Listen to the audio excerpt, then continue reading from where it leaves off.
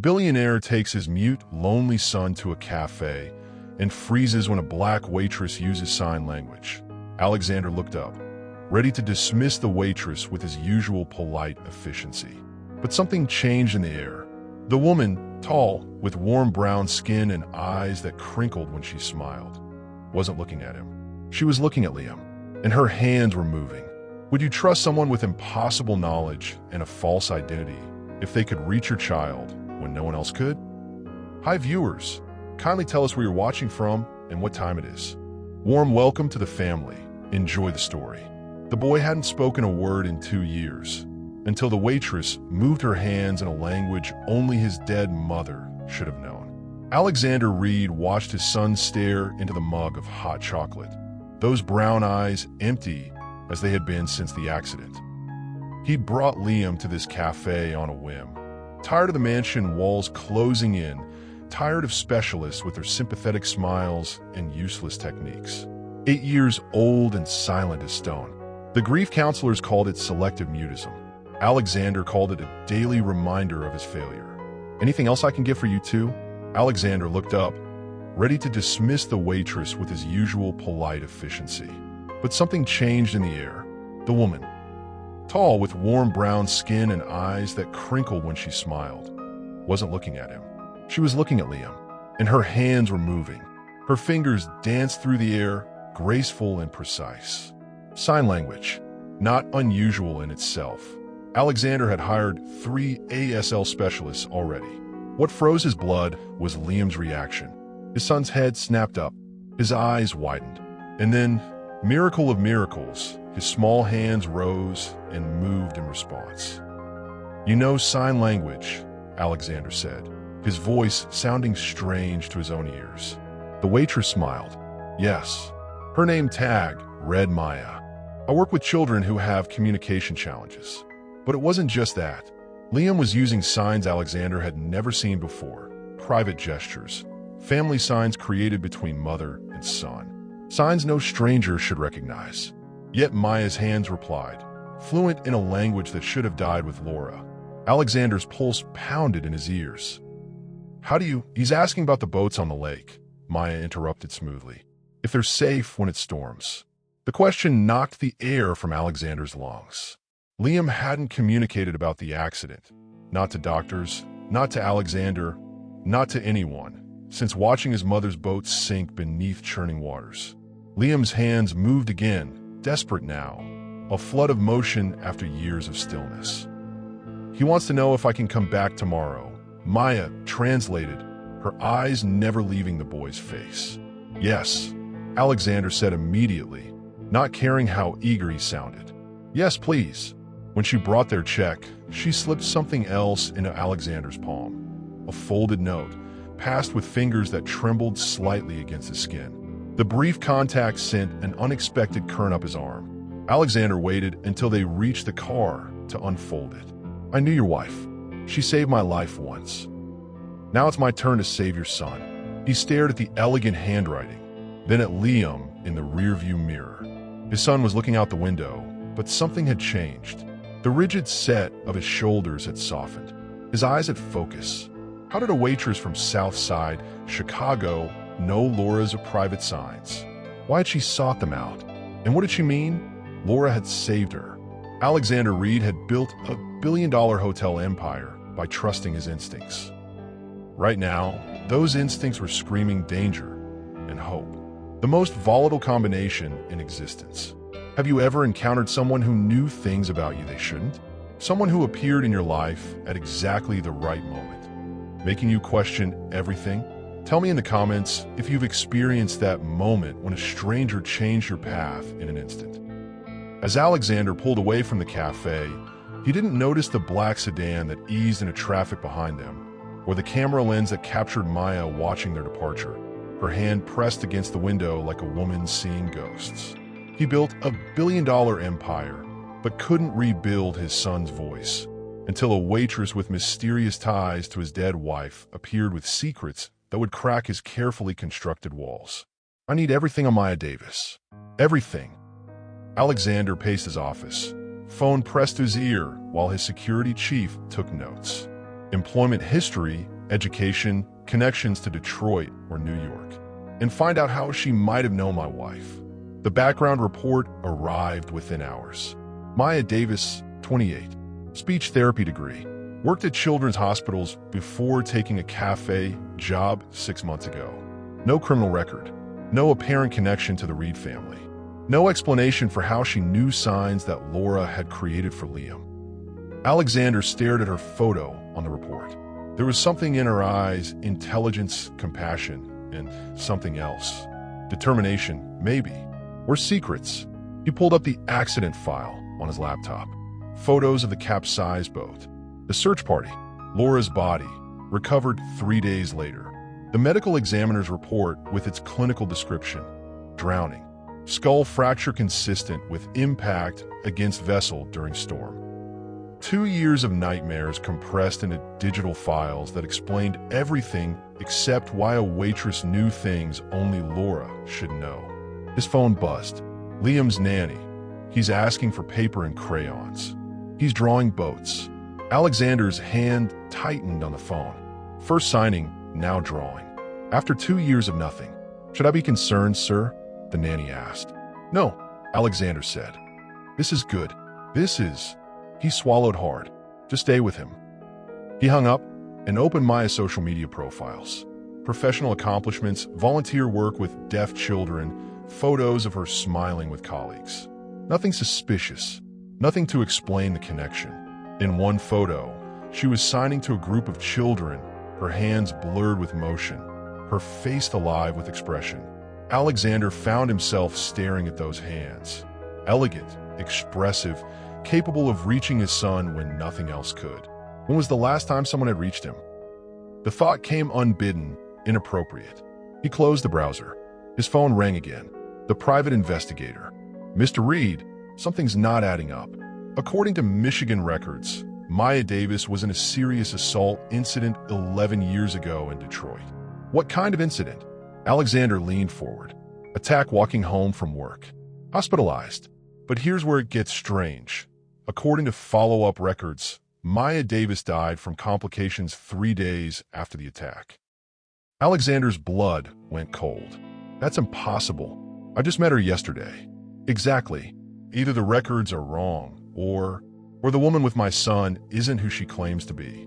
Alexander stared at the cafe receipt still on his desk, at the note with its elegant handwriting. I knew your wife. She saved my life once. What would you do to protect your child? Would you trust someone with impossible knowledge and a false identity if they could reach your child when no one else could? Would the potential benefit outweigh the risk? Drop your thoughts in the comments. The decision crystallized with clarity that surprised him.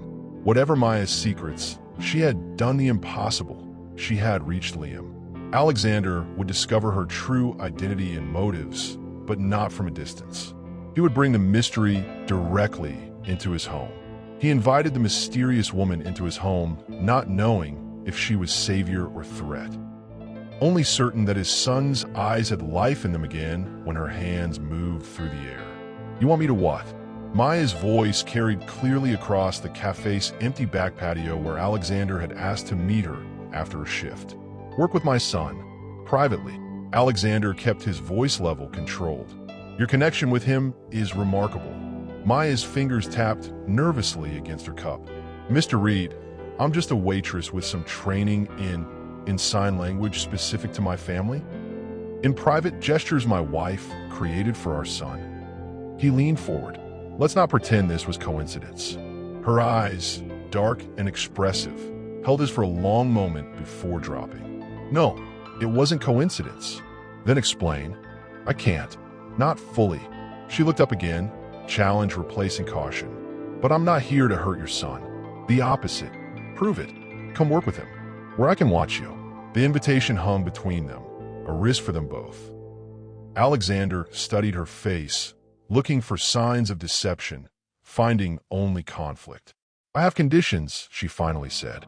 Of course she did. Everyone wanted something from him. Money, power, connections. Name them. I work with Liam my way.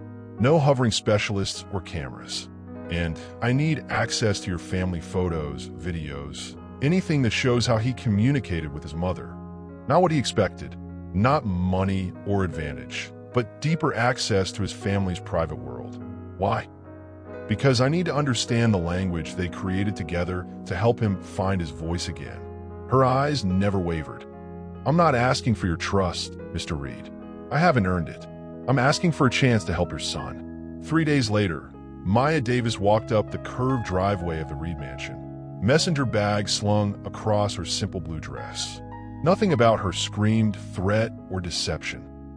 Yet Alexander had doubled security and installed additional cameras in the playroom where she would work with Liam. Trust no one had kept him alive in business. Keep your enemies closer would help him uncover her secrets. When Liam saw her, his entire body changed, shoulders relaxing, eyes brightening. His hands immediately began moving in those strange, private signs. He's asking if I remembered to bring the boat pictures I promised. Maya translated, then signed back to him. What boat pictures? Alexander asked, tension creeping into his voice. Maya pulled sketches from her bag, simple drawings of different boats with safety features highlighted. He's worried about boats capsizing. I told him I'd show him how they're designed to stay safe, even in storms. Addressing the fear directly, something none of the therapists had attempted, assuming the trauma too raw. For the next hour, Alexander watched from the doorway as Maya sat cross-legged on the floor with Liam, hands dancing between them, occasionally speaking aloud for Alexander's benefit. She was gentle but didn't coddle, direct but patient. When their hands moved too fast for him to follow, Alexander stepped into his adjoining office to take a call from his CFO, just for a minute. He returned to find Liam smiling, actually smiling, as Maya showed him how to fold a paper boat. The sight hit Alexander like a physical blow. When was the last time he'd seen that expression? Then he noticed his laptop open on his desk, the screen showing Laura's accident photos. Files he kept password protected. Files he hadn't accessed today. Through the window, he could see Maya and Liam in the garden, her back to the house as she pointed at the koi pond. Have you ever taken a risk that terrified you because you knew it was right? Tell me about a time when your instincts pulled you towards something your logic warned against. Alexander's finger hovered over the security call button. Then he heard something that stopped his heart. Liam's laugh, floating through the open window. He lowered his hand and reached for his laptop instead. Whatever Maya's game was, he would discover it himself. The first word his son spoke after 2 years of silence wasn't Dad, it was her name. 3 weeks of daily sessions had transformed Liam. He still didn't speak, but his hands rarely stopped moving now. He drew pictures, built models, and signed constantly with Maya. Alexander observed every session, learning the signs himself, watching for any hint of threat or manipulation. Instead, he found himself increasingly drawn to Maya's methods.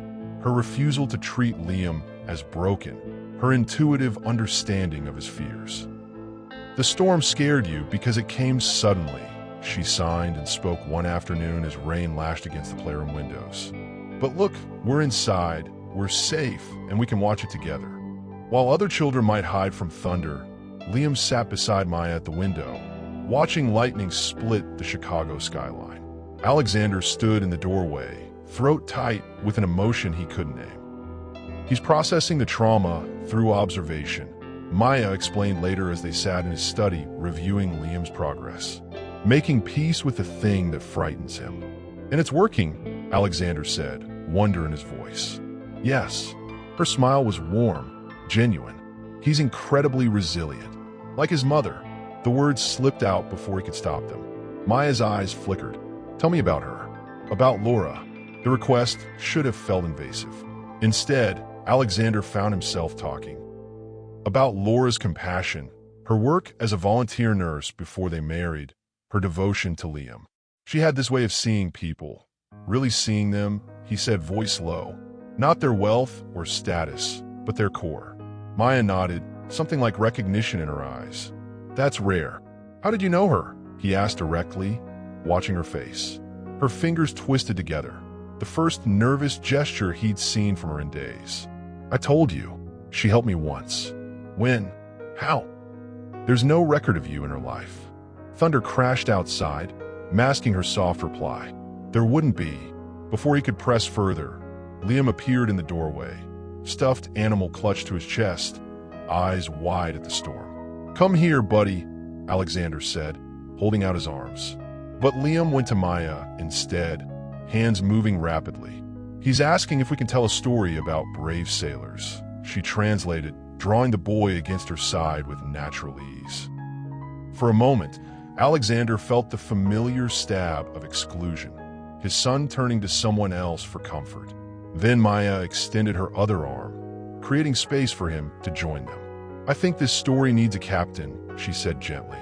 "Someone strong who keeps the crew safe during storms." Alexander joined them on the couch, Liam between them, and found himself weaving a tale about a powerful ship that weathered the worst storm ever known. Maya's hands translated his words into signs, her fingers occasionally brushing his as they both animated the story for Liam. When lightning illuminated the room in a brilliant flash, Liam didn't flinch. Instead, he looked up at Alexander with trust that had been absent for 2 years. "It happened. And Maya," Liam whispered, the sound rough from disuse but unmistakable. Alexander froze. Maya's eyes filled with tears. "That's right," she said, voice trembling. "I'm here." Have you ever witnessed a breakthrough that seemed impossible? That moment when hope returns after you'd given up? Share your experience in the comments below. That night, after Liam had fallen asleep and Maya had gone home, Alexander checked the security footage from his office. What he saw made his blood run cold. At 2 a.m., Maya had slipped into his home office and photographed documents from his safe. The camera caught her tears as she whispered, "I'm sorry, Laura. I don't have a choice." He hired private investigators to protect his son. Instead, they uncovered the connection between his dead wife and the woman who was slowly claiming pieces of his heart. Alexander waited until Liam was asleep before confronting her. The storm that had raged all day had intensified, matching his internal turmoil. "My office. Now." His voice left no room for refusal. Maya followed him silently, her usual confidence dimmed. Lightning flashed through the windows of his study, painting her face in harsh white light, then shadow as Alexander closed the door. "Explain this." He turned his laptop to show her the security footage, her midnight visit to his office, the safe, her tears. She didn't deny it, didn't make excuses, simply stood straighter, chin lifting slightly. "You've been investigating me," she said. "Of course I have. You appeared in my son's life with impossible knowledge and a false identity." Her eyes widened. "What do you mean, false identity?" Maya Davis died 11 years ago in Detroit. After an assault, he watched her face carefully. The real Maya Davis died from complications 3 days after being attacked. Her hand moved to her throat, a brief protective gesture. "That's not entirely accurate." "Then tell me what is accurate." "No more half-truths." Lightning flashed again, closer now, followed immediately by thunder that seemed to shake the house. "Your wife saved my life when I was 17, Maya said, voice breaking. "I'm just trying to repay that debt. By breaking into my office? By lying about who you are. I've never lied about what matters." Her eyes held his, challenging despite her vulnerable position. "I'm here to help Liam. Everything I've done with him is genuine. And the rest?" Alexander stepped closer, anger and something else, something more dangerous, pulsing through him. "What about accessing my private files? What about the fact that you know signs only Laura created? I can explain, then do it. Now." She reached for her bag, movements careful as if approaching a wounded animal. "I need to show you something." Alexander caught her wrist. No more games. Her pulse raced beneath his fingers. Their faces were inches apart, the air between them electric with tension and unspoken possibilities. "It's not a game," she whispered. "It's life and death." Laura understood that. "Don't say her name like you knew her." "But I did know her." Maya's free hand reached into her bag, despite his grip on her wrist. "Better than you think." Their struggle dislodged something, a photograph that fluttered to the floor between them. Alexander released her to pick it up. The image showed a younger Maya, standing beside Laura Reed. Both wore hospital scrubs. Both smiled at the camera. But it was the date stamp that turned Alexander's world upside down. 3 months after Laura was supposedly dead. Have you ever been caught between telling a necessary lie and a dangerous truth? What price would you pay to protect someone you care about? Share your thoughts below. "This is impossible," he whispered, staring at his wife's familiar smile. The smile he'd thought forever lost beneath cold lake waters. "The accident report was falsified," Maya said quietly. "The death certificate, the funeral, all carefully orchestrated. Why would my wife fake her death? Leave her son? Leave me?" His voice cracked on the last word. Maya took a deep breath. "Because someone was trying to kill her.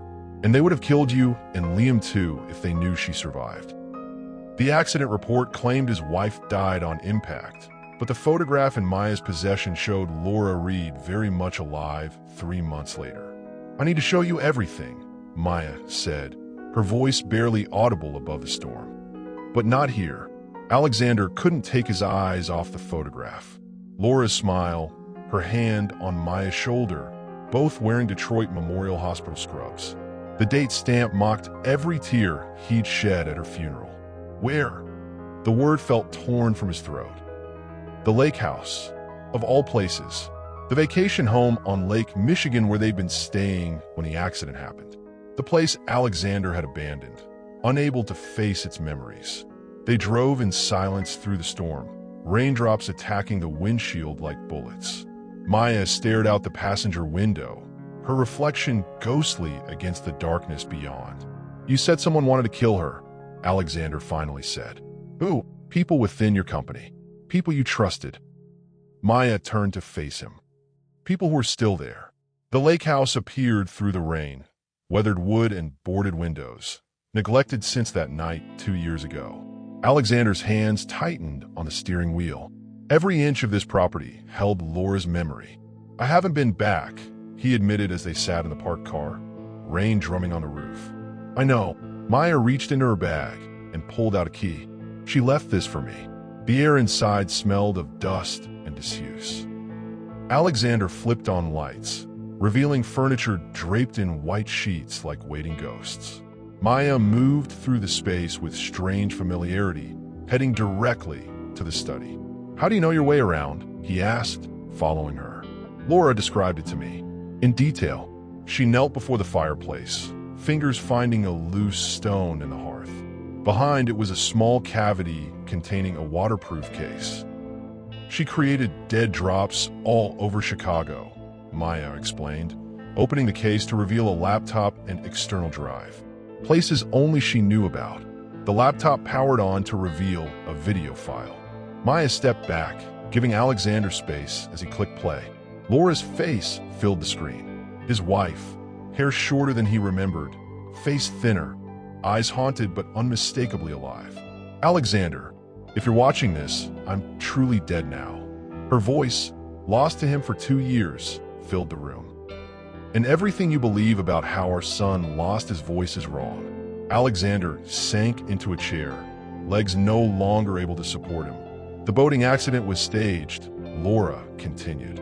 "I discovered financial irregularities in the Reed Hotel development funds. Money laundering tied to foreign investors. When I brought my concerns to the board, I was warned to stay quiet. Then came the first attempt on my life. Carbon monoxide in our Chicago home while you were in New York. Liam found me unconscious." Alexander's mind raced back. Liam had been having nightmares before the boating accident. Had stopped speaking to anyone except Laura. "He saw something," Alexander whispered. "That's why he stopped talking." Maya nodded. He was traumatized before the lake, seeing his mother nearly dead, then the stage drowning. On screen, Laura's eyes filled with tears. "Leaving you both was the hardest thing I've ever done. But they made it clear. If I went public, you and Liam would be in danger too. Disappearing was the only way to keep you safe while I gathered evidence. Why come to me now?" Alexander asked Maya, unable to look away from his wife's face on screen. "After 2 years? Because she's gone. For real this time." Maya's voice broke. 3 months ago, they found her. And before they killed her, she made me promise to help your son, to finish what she started. the weight of it crushed against his chest. Laura alive, then dead again. A conspiracy within his own company. Maya, whoever she really was, carrying out his wife's final wishes. "I don't even know your real name," he said. "It's Maya. Maya Davis didn't die from that attack in Detroit. Laura saved me. She stayed with me in the hospital, paid for treatments. When she needed to disappear, I helped hide her. I owed her everything." Alexander stood, needing to move, to breathe. The truth was too much, too painful. He crossed to the window, watching lightning illuminate the violent lake that had never really taken his wife. Her hand on his shoulder was meant to comfort, but when he turned, grief and rage in his eyes, something electric passed between them. His fingers tangled in her hair as he pulled her against him, their lips meeting with the desperate intensity of two people trying to find truth in the only certainty available, the heat of another human body. "We shouldn't," she whispered against his mouth, even as her hand slid beneath his jacket, seeking the warmth of him. "I need to feel something real," he answered, backing her against the wall, his body pressed to hers. "Have you ever found comfort in someone you weren't sure you could trust? Has physical connection ever helped you through emotional chaos? Share your experience in the comments." The security alarm's shrill wail cut through their haze. Maya's phone buzzed with an alert, her face draining of color as she read the message. "They found us," she whispered, "and Liam's not at the house." She came to his home with a false name and hidden agenda. But the love growing between them was the only honest thing in a world built on necessary deception. The drive back to Chicago was a nightmare of pounding rain and fractured revelations. Maya worked her phone constantly, voice tight as she spoke in coded phrases to people Alexander had never heard of. "Who exactly are you?" he demanded, hands gripping the steering wheel. "Beyond Laura's friend? I worked in cybersecurity before the attack in Detroit. After Laura saved me, I used those skills to help her build a case." Maya's eyes never left her phone. She created a network of people she'd helped over the years. "We've been gathering evidence against board members Gregory Vance and Michael Kellerman." The names hit Alexander like physical blows. Vance was his CFO, Kellerman his oldest friend and chief legal counsel. That's impossible. Michael was the one who identified Laura's body. Exactly. Maya's eyes met his. The perfect cover. The security feed on her phone showed men in black tactical gear moving through his house. The night nanny unconscious on the floor. Liam's bed empty. "The chip," Alexander said suddenly, hope flaring. "Liam's medical alert bracelet has a tracking chip." Maya's fingers flew across her phone. "Activating it now." A map appeared, a blinking dot moving along Lakeshore Drive. "They're taking him to the marina," Alexander realized, pressing the accelerator harder. Same place they staged Laura's accident. Full circle. Maya's voice hardened. "They're sending a message. How do they find us at the lake house?" Maya looked away. "They've been watching me. I'm sorry. I thought I was careful." Another betrayal. Another layer of deception. Yet Alexander couldn't summon anger anymore. Only desperate focus on reaching his son. "Tell me everything," he ordered. "No more secrets." As they raced through the storm, Maya revealed the full truth.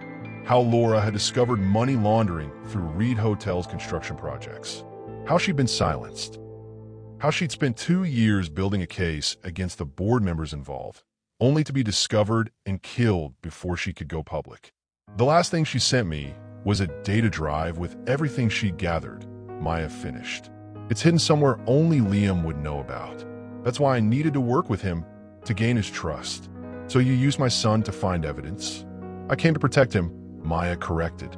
"The drive was secondary. These people killed Laura twice. They won't hesitate to eliminate anyone who threatens them, including an 8-year-old boy who might remember what he saw." The marina appeared through the rain, lights reflecting off churning water. Alexander parked at a distance, eyes scanning for movement. "I came here to fulfill a promise," Maya whispered, reaching for his hand. "Not to fall for his father." Alexander's laugh was hollow. "And yet here we are, trapped between lies and whatever this is between us." Their eyes held in the dim car interior, time suspended between heartbeats. "I need you to know," she said. Everything with Liam was real. Every moment helping him find his voice again. That was for him, not for the evidence. Before Alexander could respond, her phone buzzed with a security alert. The screen showed masked men entering a boathouse at the far end of the marina, one carrying a small, struggling figure. "Liam," Alexander breathed, reaching for the door. Maya caught his arm. "Wait. They're armed. We need to be smart. That's my son, and we're going to save him." Her eyes burned with determination. "But we do it right, or we all die tonight. Would you forgive someone who lied to you for the right reasons? Can love born in deception ever become something true? Tell me what you think below." As they crept toward the boathouse, lightning cracked overhead, illuminating the water where Laura had supposedly died. Alexander realized with cold clarity that history was repeating itself. But this time, he wouldn't lose his family without a fight. The billionaire who trusted no one and the woman who came to fulfill a promise found themselves united by the only thing that mattered: saving the child they both loved. Rain pelted them as they moved along the marina's edge, taking cover behind boats and equipment. Maya's movements were practiced, precise. Nothing like the cafe waitress or speech therapist she'd pretended to be. "Stay in my shadow," she whispered, pulling a small black case from her jacket. Inside was a handgun. "You came armed to work with my son?" Alexander hissed. "I came prepared to protect him." She checked the weapon with practiced efficiency. "I have backup coming, but they're 15 minutes out. We need to assess and create a distraction." The boathouse loomed ahead, lights spilling from its windows.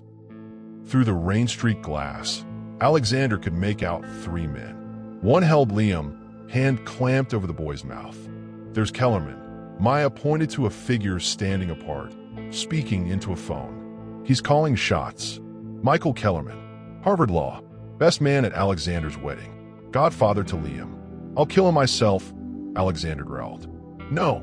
Maya's hand pressed against his chest. "We need him alive to testify. The evidence Laura gathered isn't complete without his confession." She outlined a plan, simple but dangerous. Alexander would create a distraction while Maya used her security skills to free Liam. Her backup team would handle the rest when they arrived. "What if something goes wrong?" Alexander asked, rain streaming down his face. Maya's eyes met his, something unspoken passing between them. "They make sure Liam knows his mother died, trying to protect him. And I did too." The intimacy of the moment stole his breath. This woman who'd entered his life through deception now stood ready to die for his son. "Stay alive," he ordered. "Both of us come out with Liam, or what's the point of any of this?" She nodded once, then surprised him by pressing her lips briefly against his. "For luck," she whispered. Alexander circled to the marina's main office, setting off the emergency alarm system. Immediately, lights flooded the docks as sirens wailed. Through the chaos, he watched Maya slip into the boathouse through a side entrance. Minutes stretched like hours as he worked his way closer, heart pounding against his ribs. The plan was for Maya to signal once she had Liam, but no signal came. A gunshot cracked from inside the boathouse. Alexander abandoned caution, racing toward the sound. He burst through the door to find 2 guards down and Kellerman backed against the wall, Maya's gun aimed at his chest. Liam was nowhere in sight. "Where's my son?" Alexander demanded. "Safe," Maya answered without turning. "In the storage closet. Get him out while I handle this." Kellerman's face twisted with contempt. "Always the hero, Alexander. Did she tell you everything? How your precious Laura was prepared to destroy the company? How she chose her misguided ethics over your future? She chose the law over your greed," Alexander countered, moving toward the storage room. "She chose our son's safety over her life."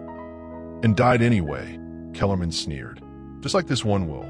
It happened too fast to process, Kellerman lunging, a hidden weapon appearing in his hand. Maya turning, firing. Bodies colliding. Alexander reached the storage closet, found Liam curled in the corner, eyes wide with terror.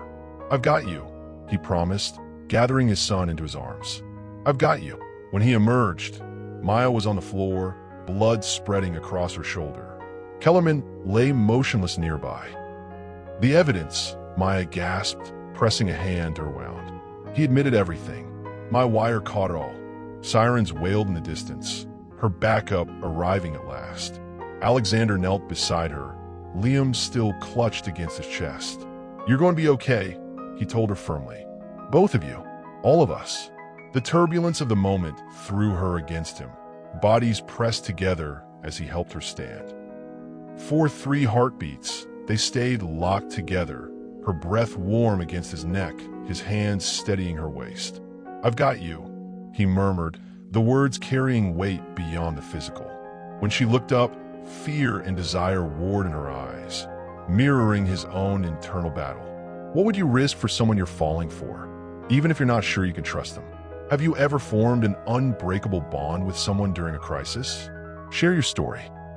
Headlights swept the boathouse as vehicles screeched to a halt outside. Maya's team had arrived, but so had black SUVs with government plates. "FBI," Maya whispered. "Laura's final insurance policy." She stepped in front of the bullet meant for his son without hesitation, proving that some lies are told to protect and some truths are written in blood. The boathouse erupted into controlled chaos. FBI agents securing the scene, paramedics rushing toward Maya's bleeding form, investigators photographing everything. Alexander held Liam against his chest, refusing to let anyone separate them. One moment of chaos changed everything. Kellerman wasn't dead. As agents approached to secure him, he lunged upward with surprising strength, grabbing a fallen gun. His target was clear: Liam, the only witness who could place him at the scene of Laura's murder. "No!" Maya's scream tore through the commotion. She threw herself forward despite her injury, directly into the bullet's path. The shot echoed through the boathouse. Maya crumpled to the ground as agents tackled Kellerman, this time ensuring he couldn't rise again. "Maya!" Alexander's voice broke as he set Liam down behind a crate and rushed to her side. Blood soaked through her shirt. Too much blood. "Get a medic!" he shouted, pressing his hands against the wound. "Stay with me, Maya. Stay with me." Her eyes fluttered. "Liam, he's safe. You saved him." Alexander's vision blurred with tears. "Just like you promised, Laura." Her lips curved slightly. "Worth it." The ambulance ride was a blur of sirens and medical jargon. Liam silent beside him, eyes fixed on Maya's still form as paramedics worked frantically to stabilize her. When they reached the hospital, nurses whisked her away to surgery, leaving Alexander and Liam in a private waiting area secured by FBI agents. "She's going to be okay," Alexander told his son, not knowing if it was true. "Maya's strong." Liam's small hands moved through the air, signing rapidly. "I know you're scared," Alexander signed back, grateful for the lessons he'd absorbed watching Maya with his son. "I am too." More signs, desperate and fast. "Yes, she knows the special signs Mom taught you." "I don't understand that either." Alexander pulled Liam closer. "But I'm going to find out everything." Red emergency lights painted the hospital corridor in pulses of crimson and shadow as Alexander paced outside the operating room doors, his son clutched against his chest. Liam's small hands moved frantically, signing the same phrase over and over: "Maya, save me. Maya, saved me." For hours passed before the surgeon appeared, his face grave as he approached. Alexander steeled himself for the worst. "Mr. Reed, she's stabilized," the doctor began, relief washing through Alexander. "But there's something you need to know." Alexander's heart skipped. "What is it?" "When we were preparing for surgery, we found something unusual. A tattoo matching your wife's birthmark, and medical evidence that Ms. Davis underwent extensive facial reconstruction surgery approximately 2 years ago." The words hit Alexander like physical blows. "What are you saying?" "I'm saying we need to run DNA tests immediately. Because medically speaking, this woman has surgical alterations consistent with someone creating an entirely new identity." Alexander stared through the recovery room window at Maya's unconscious form, machines monitoring her vital signs. Liam had fallen asleep on a nearby chair, exhaustion finally claiming him. Could it be possible? The connection with Liam, the private signs, the timing of her appearance. But Laura's body had been recovered, identified, buried, or had it. Have you ever realized how much someone meant to you only when you faced losing them? Tell me about a moment when crisis clarified your feelings. The FBI agent beside him cleared his throat. Mr. Reed, we need your permission to compare the patient's DNA with samples from your wife's personal effects. Alexander nodded slowly, unable to take his eyes off the woman who had taken a bullet for his son. Do it, he said. I need to know who I'm falling in love with. The woman he was falling in love with shared his dead wife's rare blood type, distinctive hand movements, and knowledge of their son. Because beneath her reconstructed face lay the ultimate deception and most impossible truth. Alexander didn't leave the hospital for 3 days. He slept in the chair beside Maya's bed, held Liam when he cried, and waited for answers that seemed impossible no matter which way they fell. If Maya wasn't Laura, how did she know everything? If she was Laura, how could she have let them suffer for 2 years? The private hospital room was silent except for the steady rhythm of monitoring equipment and Liam's hands moving through the air, telling stories to Maya's unconscious form as Alexander watched from the doorway, his world tilting on an axis of impossible hope and devastating betrayal. He's been signing to her for hours, the nurse whispered, joining Alexander at the door. It's like he knows she can hear him. Maybe he does, Alexander replied, watching his son's graceful fingers forming shapes and patterns, some recognized signs, others their private language. When Maya's doctor arrived with the FBI agent, their expressions told him everything before they spoke a word. The DNA results are conclusive, Mr. Reed, the doctor said, voice clinical but eyes compassionate. The woman you know as Maya Davis shares 99.9% genetic markers with your late wife's samples. Medically speaking, they are the same person. The room spun around him. That's impossible. The facial reconstruction was extensive, the doctor continued, but the underlying bone structure matches. Surgical alterations to vocal cords explain the slight difference in voice. With the right surgeon and resources, it's entirely possible to create a new identity this complete. The FBI agent stepped forward. We believe your wife faked her death due to credible threats against your family. The evidence she gathered against board members Vance and Kellerman points to a sophisticated money laundering operation. They discovered she was investigating them. So she abandoned us? Alexander's voice cracked. Let her son think she was dead. She was protecting you, the agent said gently. Our preliminary investigation suggests there were multiple attempts on her life before the staged drowning. Staged, I might add, with the help of a doctor who was later found dead himself. Alexander moved to the bedside, studying the woman he'd known as Maya. The curve of her jaw, the arch of her eyebrows, altered but somehow familiar now that he knew to look. When will she wake up? He asked. Soon, the doctor replied. She's been kept sedated to allow healing, but we're tapering medications now. Alexander sent Liam with the FBI's victims specialist for lunch, needing privacy for the moment when those eyes opened. Eyes that belonged to a stranger and his wife simultaneously. He held her hand, studying the familiar length of her fingers, the way her thumb crossed her palm. The same hands that had signed to Liam, that had touched Alexander with both hesitation and growing affection. I don't know whether to kiss you or hate you, he whispered. Her fingers twitched in his grasp, eyelids fluttering. Slowly, she emerged from sedation, gaze unfocused before settling on his face. Alexander held his breath, watching recognition dawn in her eyes, recognition and fear. Laura, he whispered, voice breaking. Her eyes filled with tears as she nodded once, then whispered, I couldn't come back as myself. They're still trying to kill me, and now they'll kill you both for knowing I'm alive. The confirmation broke something inside him, rage and relief flooding through in equal measure. 2 years, he said, voice raw. 2 years watching our son shut down, thinking you were dead, mourning you, and you were alive. I died every day being away from you, she whispered, voice still Maya's but cadence Laura's. Every single day. Why didn't you come to me? I could have protected you. Protected us. Her hand tightened around his. They had people inside your security team. Your inner circle. I couldn't risk it until I had proof. Alexander thought of Kellerman, his closest friend, godfather to their child, secretly orchestrating Laura's death. The betrayal cut bone deep. Liam recognized you, he realized suddenly. Not consciously, but somehow he knew. She nodded, tears flowing freely now. I hoped he might. Children see beyond faces to the soul beneath. And me? Alexander's voice hardened. Did you think I wouldn't recognize my own wife's soul? I prayed you wouldn't, she admitted. Because knowing put you in danger. It still does. The specialist's voice was clinical. The DNA results are conclusive, Mr. Reed.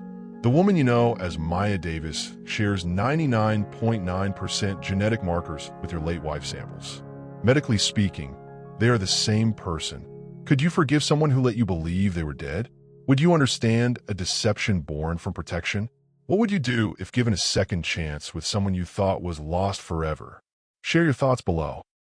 The hospital room door opened, and Liam stood frozen in the entrance, staring at the now conscious woman. His small body trembled as his hands began to sign rapidly. Mom, he signed. Mom. He had mourned his wife for 2 years. Now he had to decide if he could love the stranger she had become, while enemies closed in from all sides. Liam, wait, Alexander called, but it was too late. His son flew across the hospital room and climbed onto the bed, hands signing frantically as tears streamed down his face. Laura, Maya, whoever she was now, gathered him close with her uninjured arm, her own tears falling into his hair. I'm sorry, baby, she whispered. I'm so sorry. Alexander watched them, heart cracking open all over again. The woman on the bed wore a stranger's face, but held his son with the unmistakable touch of a mother. How had he not seen it? The way she'd known exactly how to comfort Liam, how to reach him when no one else could. The FBI agent cleared his throat. Mr. Reed, we need to discuss security arrangements. Now that Kellerman knows she's alive. Kellerman is in custody, Alexander interrupted. Yes, but Gregory Vance isn't. And there are others involved in the money laundering operation who remain at large. Laura looked up from Liam, her expression hardening into something that belonged entirely to Maya. The evidence on the data drive will expose everyone involved. What data drive? The agent asked. The one Laura, hid before disappearing. Her eyes met Alexander's. The one only Liam knows how to find. All eyes turned to the boy, who was watching the adults with surprising calm. His hands moved in a sequence of signs. He says it's in the blue boat. Laura translated. Blue boat. Alexander frowned. We don't have a, then understanding dawned. The model. In your office. The blue sailboat model that had appeared on his desk the day after Maya started working with Liam. He'd assumed she'd bought it as therapy for his son's fear of water.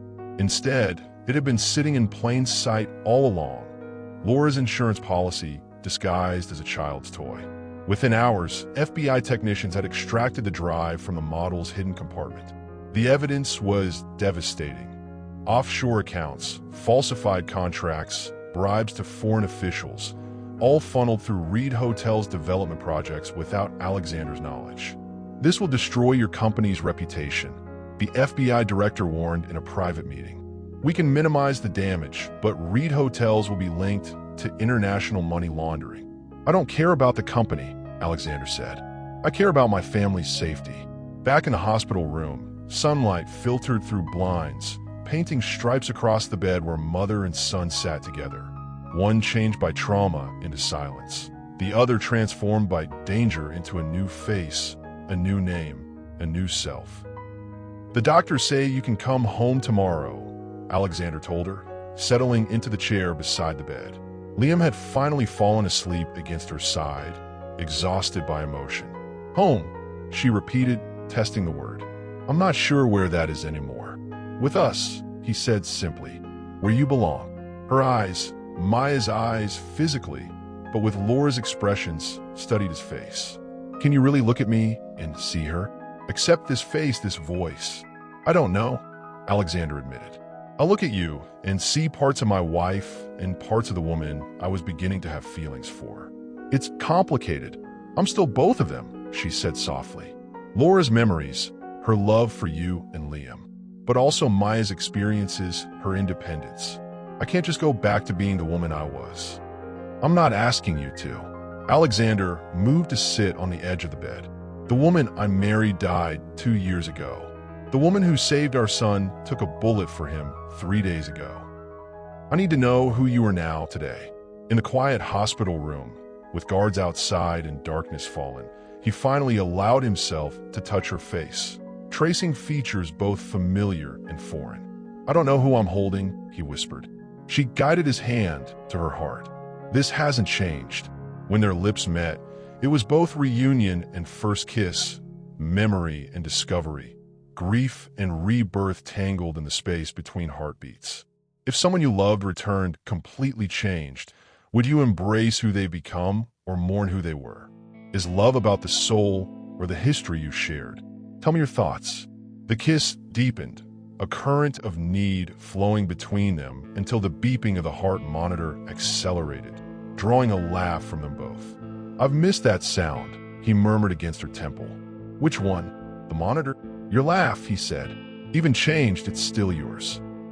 With assassins tracking their every move and his son just beginning to speak again, they fled the life he had built, discovering that love isn't about the face you wear, but the risks you take for each other. The bedside monitor began beeping rapidly as Laura suddenly clutched her chest, eyes wide. The medication, she gasped. Check the 4. Alexander lunged for the call button as she began seizing. Outside the window, a figure on an adjacent rooftop lowered something that looked distinctly like a remote trigger device. Someone's controlling the 4 pump remotely. Alexander shouted, ripping the line from her arm as medical staff rushed in. Within minutes, hospital security confirmed Alexander's fears. Someone had hacked the wireless medication pump, attempting to deliver a lethal dose. The hospital wasn't safe. Nowhere was. We need to disappear, Laura said once she'd stabilized, voice weak but determined. All of us. Now. The FBI arranged a medical transport to a safe house, but Alexander had other plans. Money, properly applied, could create options even federal agencies couldn't match. One phone call to his most trusted pilot, and their escape was arranged. The private airstrip lay shrouded in pre-dawn fog, the small, unmarked plane a ghostly outline waiting to swallow them into the unknown. Liam clutched his father's hand on one side and his mother's on the other, a family portrait painted in fear, courage, and desperate hope. Where are we going? Laura asked as the pilot closed the cabin door. Montana, Alexander replied. Remote property under a shell corporation, not connected to Reed Hotels or any of my known holdings. She nodded approval. Smart. I learned from you, he said quietly, watching how thoroughly you disappeared. The plane lifted into clouds just as sunrise painted the horizon gold. Below them, Chicago shrank to a glittering miniature, the life they'd known receding with each mile. Liam slept during the flight, emotionally drained. Alexander and Laura sat across from each other, rediscovering faces and expressions, navigating the complex territory between them. Gregory Vance will know we fled, she said. He has resources. So do I, Alexander countered. And unlike him, I'm not trying to maintain a public persona. I can burn everything to keep you both safe. Her eyes widened slightly. The company your father built, your life's work, none of it matters without you and Liam. His voice left no room for doubt. I warned you once. I won't do it again. The Montana property was breathtaking, a modern cabin nestled in dense forest with mountains rising behind it. Inside, every security measure imaginable had been installed, alongside comforts for Liam and medical supplies for Laura's recovery. The safe house had only one bedroom. With Liam finally asleep on the pull-out couch, they stood in the doorway, staring at the single bed, the culmination of years separated, days of revelation, and hours of flight. I don't know how to do this, he admitted. I've been with Maya and mourned Laura. She took his hand, placing it against her face. Then tonight, just hold me. Let me remember what safety feels like. In the darkness, they lay together, her head on his chest, his arms around her, finding comfort in heartbeats and shared breath. No demands, no expectations, just rediscovering the simple pleasure of not being alone. Tell me something only Laura would know, he whispered into the dark. She was quiet for a long moment. The night before you proposed, you had a panic attack. Not about marrying me, but about the family we'd create.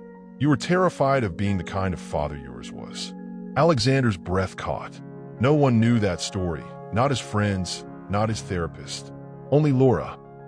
I promised you then that we'd build something different, she continued, fingers tracing patterns on his chest. That promise hasn't changed, even if everything else has.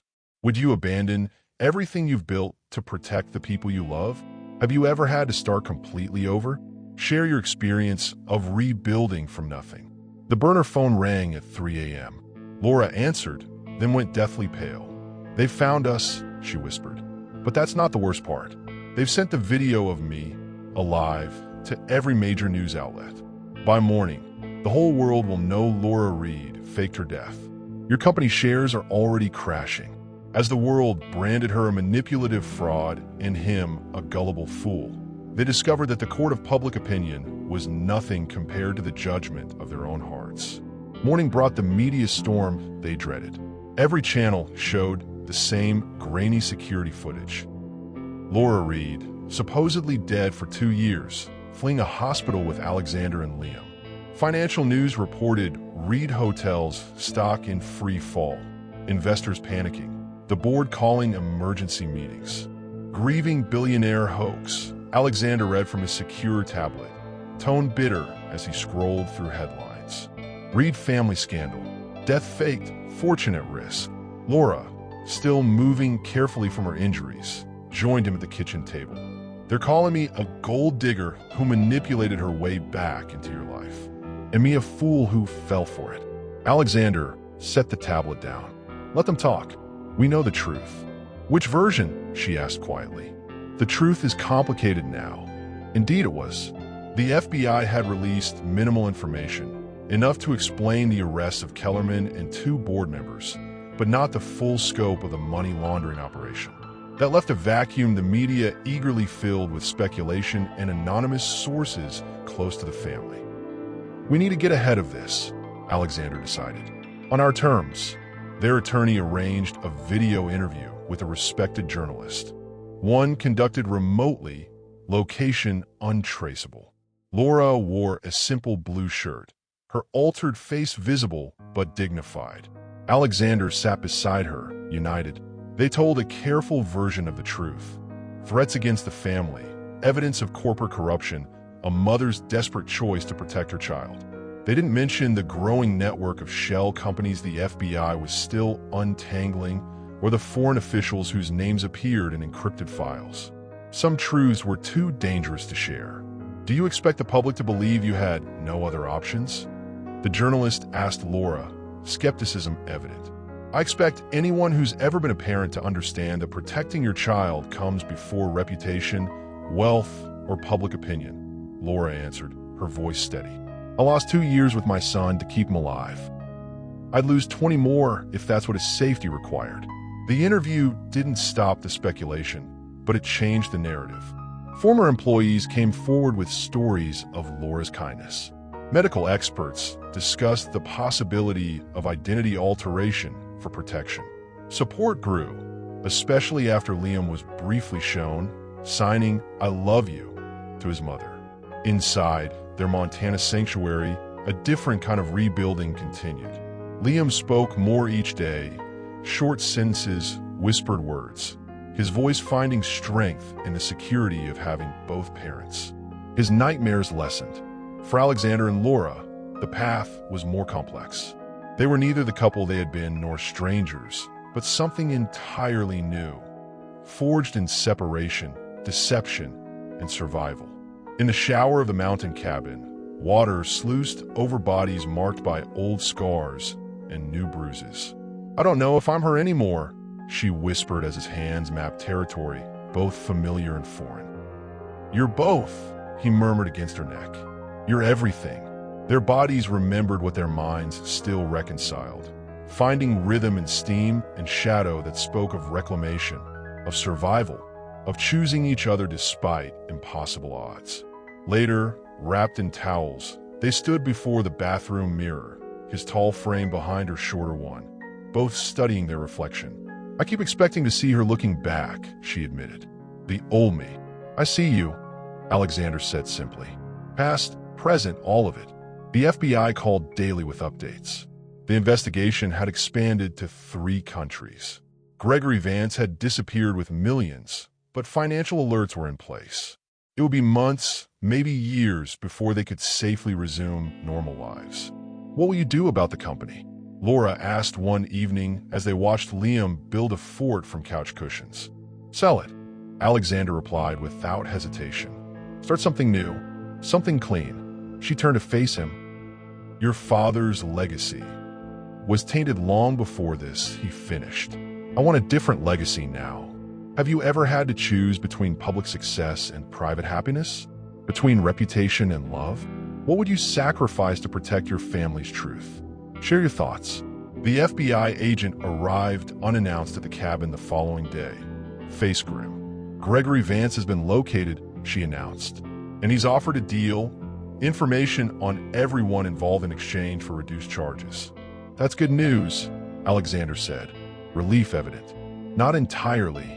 The agent closed the door behind her. "We've reviewed your evidence, Mr. Reed. It's compelling. Corporate espionage, attempted murder, corruption at the highest levels. We're prepared to offer your family witness protection. Complete new identities, relocation, the works. You'll never be Alexander, Laura, and Liam Reed again. Decision deadline, sunrise." The billionaire who once owned half of Chicago stood in a courtroom with empty pockets and a full heart, choosing justice over safety and trusting his reborn wife to lead their family through fire. "No," Laura said before Alexander could respond to the FBI's offer. "We're not disappearing again." The agent frowned. "Mrs. Reed, with respect, Vance has powerful connections. So do we." Laura straightened, the steel that had kept her alive for 2 years evident in her posture. "I didn't gather all that evidence to hide in another identity. I did it for justice." Alexander studied his wife's face, this new face that had become dear to him in its own right. "You're sure? We'd be safe in witness protection."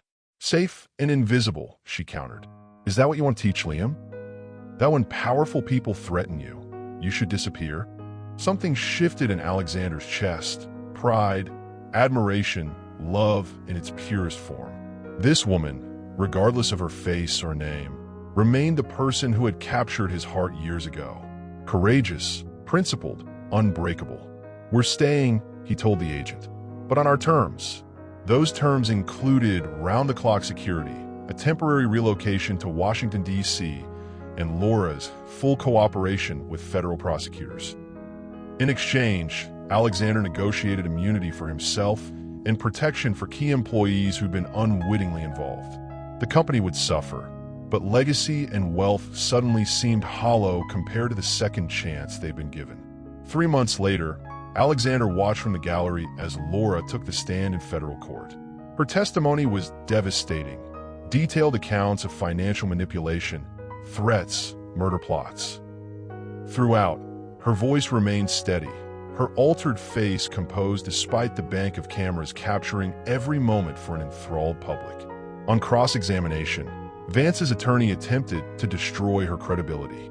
"You deceived your husband, abandoned your child, and created an elaborate fake identity," he challenged. "Why should this court believe anything you say?" Laura leaned slightly toward the microphone. "Because unlike the defendants, I have evidence beyond my word. Financial records, recordings, witnesses." Her eyes briefly met Alexander's. And because sometimes the most difficult choice is the right one. When the verdict came, guilty on all counts, Laura didn't celebrate. She simply closed her eyes briefly, 2 years of vigilance and fear releasing in a single exhale. Outside on the federal courthouse steps, she stood before a forest of microphones. Camera flashes exploded like stars as she raised her hands, beginning her statement in sign language before speaking, honoring the silent years that had both separated and ultimately saved her family. Today isn't about vindication, she signed and spoke. It's about accountability. No one, no matter their wealth or power, should be above the law. The media dubbed it the Reed Renaissance. A fallen family rising from scandal to become advocates for corporate transparency and witness protection reform. Alexander sold Reed Hotels to a European conglomerate, using much of the proceeds to establish a foundation supporting children affected by violence. That night, after the cameras and reporters had gone, they returned to the Washington apartment that had become their temporary home. Liam, who had watched the verdict from a secured room, ran to embrace his mother. "Proud of you," he said, the words still careful but growing stronger each day. Later, after Liam slept, Alexander found Laura on the balcony, looking out at the Capitol's monuments glowing in the darkness. "We could have run," she murmured as his lips traced the scar at her collarbone, evidence of the surgery that had transformed her. "Some things are worth fighting for," he answered, their bodies moving together in the rhythm of reclamation, of victory, of promises kept and renewed in the language only lovers speak. Would you have chosen to fight publicly or disappear safely? Does true courage mean facing consequences or protecting those you love at any cost? Share what you would have done in their position. As the final conspirator was sentenced, Alexander reached for Laura's hand in triumph, only to find her seat empty, a small note in her place. His heart stopped as he read the three words, "Not over yet." The family who survived death, deception, and public crucible discovered that their greatest challenge wasn't fighting enemies, but learning to speak truth to each other when the danger finally passed. Alexander's body went cold as he read the note again. Not over yet. The courtroom continued its routine around him, but his world had stopped spinning. He rushed into the hallway, security team instantly alert. "Where is she?" he demanded. Mrs. Reed went to the restroom, one agent reported. Two female agents accompanied her. Alexander's phone buzzed with a text from an unknown number, East Entrance. "Now, come alone." Every instinct screamed trap, but he couldn't ignore it. Slipping away from his security team, a move Laura had taught him during their months in hiding, he made his way to the designated location. She stood by the service exit, face tense. "Someone still communicating with Vance from inside the FBI," she said without preamble. "I intercepted a message. They know about Montana. So we move again," Alexander said, relief flooding him that she was safe. "We've done it before." "No." Her eyes met his, resolve hardening her features. "I'm tired of running. We end this completely." Using skills developed during her years as Maya, Laura set a trap of her own. A false lead, a carefully monitored information leak, and within 24 hours, they had identified the mole, a senior FBI administrator with gambling debts that Vance had exploited. The arrest was quiet, without cameras or publicity. The true end to a chapter that had nearly destroyed them. 1 year later, the cafe where it all began had a new name, silent signs, and new owners. Alexander watched from behind the counter as Laura moved through the Sunday morning crowd, her hands dancing through the air as she taught a free sign language class to local children. Beside her, Liam demonstrated with the confidence of a boy who had found his voice in more ways than one. They had chosen Chicago again, refusing to be driven from the city they loved. The new cafe sat on the south side, in the neighborhood where Maya had once worked. Their home was smaller, their life simpler, but richer in ways money couldn't measure. The foundation they'd established, dedicated to supporting families in witness protection, operated from offices upstairs. Alexander handled the business side, while Laura worked directly with children struggling with trauma and communication disorders. "Dad," Liam called, waving him over. "Show them the boat's sign." Alexander joined them, demonstrating the sign they'd created together. Fingers sailing through air, no longer a symbol of fear, but of survival. A customer approached the counter, newspaper in hand. "Are you really him?" he asked quietly. The hotel guy from a news. Used to be, Alexander replied easily. Now I just make really good coffee. Later that night, with Liam asleep and the cafe closed, they slow danced in the empty space, her head against his chest. Do you miss it? She asked.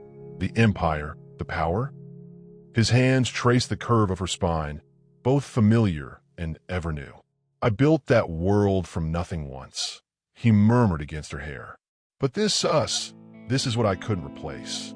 Their bodies moved together in the silent cafe, no longer needing words in any language, writing promises on each other's skin that neither death nor deception could ever erase again. The blue sailboat model sat on a shelf behind the counter, empty of secrets now, but full of meaning. Beside it, a photograph of their family, taken last Christmas. Liam between them, all three hands signing love toward the camera. Different faces than the family that had fractured 2 years ago. Different lives, different future. But the core remained, strengthened by fire, tempered by truth, bound by choice rather than circumstance. After everything you've witnessed in their journey, what lesson do you take from Alexander and Laura's story? Is love about second chances, forgiveness, or the courage to begin again? Share the moment that touched you most in their story. If their journey moved you, hit that like button. Subscribe for more stories about love that survives impossible odds. Tell me in the comments which chapter of their story resonated most with you. And remember, sometimes the most powerful conversations happen without a single word being spoken.